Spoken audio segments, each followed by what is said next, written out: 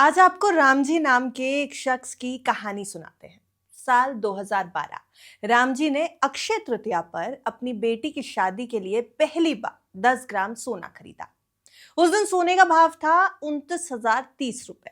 अब रामजी ने सोचा, शुभ मुहूर्त है, थोड़ा निवेश कर लेते हैं। अगले साल 13 मई 2013 को जब उन्होंने फिर से देखा तो सोना 32.88% यानी लगभग 33% चढ़ चुका था। रामजी मुस्कुराए। अक्षय तृतीया ने आशीर्वाद दे दिया। फिर समय गुजरा। 2014 से 15 में थोड़ी गिरावट आई, लगभग 3.5% और फिर 2015 में लगभग 6.25% की। लेकिन रामजी ने हार नहीं मानी।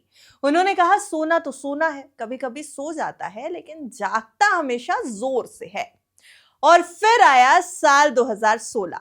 सोना 12% से ज्यादा उछल गया। उसके बाद आई साल 2018 में 9% की बढ़त। 2020 में तो सोने ने धमाका कर दिया, सीधे सीधे 48% का रिटर्न। यानी राम जी की तो लग गई लॉटरी। अब देखिए, राम जी नाम के ये शख्स तो असली है नहीं, हाइपोथेटिकली हमने आपके लिए क्रिएट किए हैं, लेकिन जो गोल्ड ट्रेंड हम आपको समझा रहे हैं वो एकदम सच, सही, सटीक और फैक्ट्स पर बेस्ड है। हेलो एंड वेलकम, आप देख रहे हैं गुड रिटर्न्स। मैं हूं आपके साथ अर्णिमा द्विवेदी। अगर किसी निवेशक ने हर साल अक्षय तृतीया पर सिर्फ सोना खरीदा होता, बिना टाइमिंग, बिना ट्रेडिंग, तो 14 साल में 11 बार उसे मुनाफा मिलता। और 2026 में वही निवेश एक साल में 60% से ज्यादा का रिटर्न दे देता। अब सवाल यह है कि क्या यह सिर्फ एक संयोग है या फिर अक्षय तृतीया पर गोल्ड खरीदने के पीछे कोई मजबूत पैटर्न छिपा हुआ है। और हमेशा की तरह क्या इस बार भी सोना खरीदना चाहिए या फिर अभी फिलहाल रुक जाना चाहिए। देखिए, यह सिर्फ एक ट्रेडिशन नहीं है, सिर्फ परंपरा नहीं है कि अक्षय तृतीया पर सोना खरीदा जाए। आज हम आपको डेटा से समझाएंगे कि यह दिन निवेश के लिहाज से, गोल्ड इन्वेस्टमेंट और सिल्वर इन्वेस्टमेंट के लिहाज से कितना मजबूत रहा है और चांदी कहां चल रही है, क्योंकि यहीं से पूरी कहानी शुरू होती है। अभी अगर एमसीएक्स पर देखा जाए तो 14 अप्रैल को तो ट्रेडिंग बंद है, लेकिन 13 अप्रैल तक का अगर हम आपको डेटा बताएं तो जून कॉन्ट्रैक्ट करीब 1,51,500 से 1,51,900 रुपए प्रति 10 ग्राम के आसपास ट्रेड कर रहा है। स्पॉट या फिर रिटेल मार्केट की बात करें तो 24 कैरेट सोना 1,50,300 से 1,52,600 रुपए के बीच मिल रहा है। शहर के हिसाब से थोड़ा फर्क जरूर पड़ जाएगा, लेकिन अगर कुल मिलाकर के आप तस्वीर देखेंगे तो मतलब तो साफ है, गोल्ड इस समय रिकॉर्ड हाई जोन में बैठा हुआ है। अब चांदी पर भी नजर डाल लीजिए, सिल्वर भी पीछे है नहीं।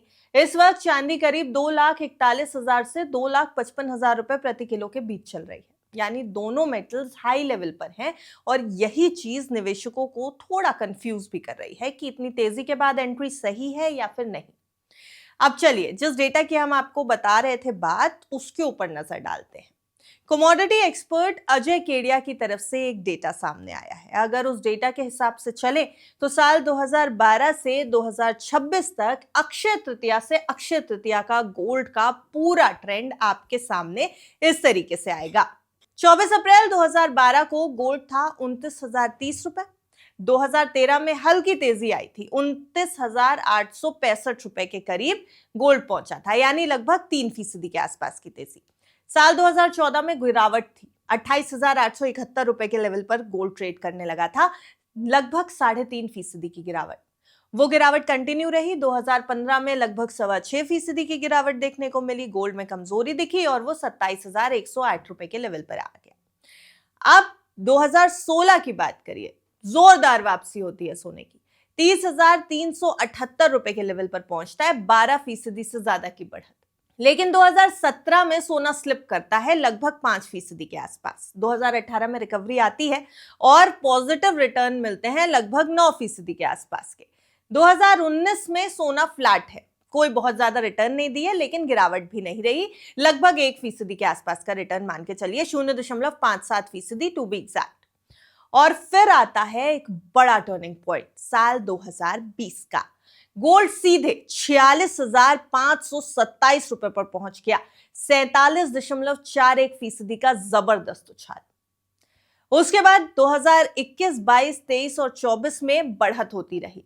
2021 में 3% के आसपास की, 22 में लगभग 7% के आसपास की, 2023 में लगभग 18% के आसपास की, 2024 की बात करें तो लगभग 21.5% से थोड़ी ज्यादा। 2025 में सोने ने 30% से ज्यादा का रिटर्न दिया है और अब साल 2026 1,51,770 रुपए के ऊपर ट्रेडिंग चल रही है और एक साल में अगर हम देखें तो 60.41% का रिटर्न है, लगभग 61% के आसपास का। यानी अगर आप पूरे 14 साल देखें तो 11 बार गोल्ड ने पॉजिटिव रिटर्न दिया है और सिर्फ 3 बार गिरावट आई है। और ध्यान देने वाली बात यह है कि गिरावट वाले साल भी ज्यादा लंबे टिके नहीं हैं, अगली तेजी ने उन्हें कवर कर लिया है। अब बात अगर चांदी की करें तो साल 2026 ने इसने पूरा गेम बदल दिया। करीब 1,42,600 रुपए का उछाल और लगभग 148.70% का रिटर्न, 148.70%। यानी इस बार सिल्वर ने गोल्ड से भी ज्यादा पावर दिखा दिया। अब देखिए, सवाल यह है कि हम ये डेटा तो आपको बता रहे हैं, लेकिन आखिर अक्षय तृतीया से क्या रिलेशनशिप है, इसके आसपास ऐसा ट्रेंड क्यों दिखने लगता है सोने चांदी में? इसकी कुछ वजहें हैं। पहली वजह है डिमांड। इस दिन को शुभ माना जाता है, पूरे देश में ज्वेलरी की खरीदारी बढ़ जाती है। और दूसरी बड़ी वजह यह है कि दुनिया में अनसर्टेनिटी भी बढ़ती जा रही है। तो इस बार हम रिलेट कर रहे हैं अक्षय तृतीया के आसपास ये जो सिनारियो चल रहा है उसको। जब भी दुनिया में अनिश्चितता बढ़ती है, चाहे जियोपॉलिटिकल टेंशन हो या महंगाई, गोल्ड एक सेफ हेवन की तरह काम करता है। अब आइए तीसरी बात पे। रुपया कमजोर होता है तो इंपोर्टेड गोल्ड महंगा हो जाता है, जिससे प्राइस को सपोर्ट मिलता है और इसीलिए सोने चांदी में तेजी दिख रही है। चौथी और सबसे अहम चीज है लॉन्ग टर्म ट्रेंड, जहां गिरावट के बाद तेजी ज्यादा मजबूत होती दिखाई देती है। तो अब इस पूरी कहानी का निष्कर्ष क्या निकल रहा है? साफ है, डेटा यही कहता है कि अक्षय तृतीया के आसपास गोल्ड और सिल्वर में निवेश ज्यादातर फायदे का सौदा रहता है। 2026 में गोल्ड का 60% से ज्यादा और सिल्वर का करीब 150% के आसपास का रिटर्न इस ट्रेंड को और मजबूत कर रहा है। लेकिन यहां एक जरूरी बात ध्यान रखिएगा, मार्केट हमेशा एक जैसा नहीं चलता। एंट्री प्राइस क्या है, ग्लोबल सिचुएशन क्या है और आपकी रिस्क कैपेसिटी क्या है, ये तीनों चीजें बेहद मायने रखती हैं। तो अगर आप सिर्फ परंपरा के हिसाब से खरीद रहे हैं तो ठीक है, लेकिन अगर आप निवेश के नजरिए से देख रहे हैं तो ये डेटा जरूर याद रखिएगा जो हमने आपको इतने सालों का बताया है।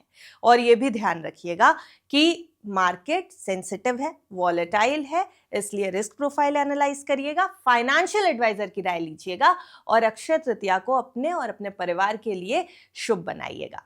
देखते रहिए गुड रिटर्न्स।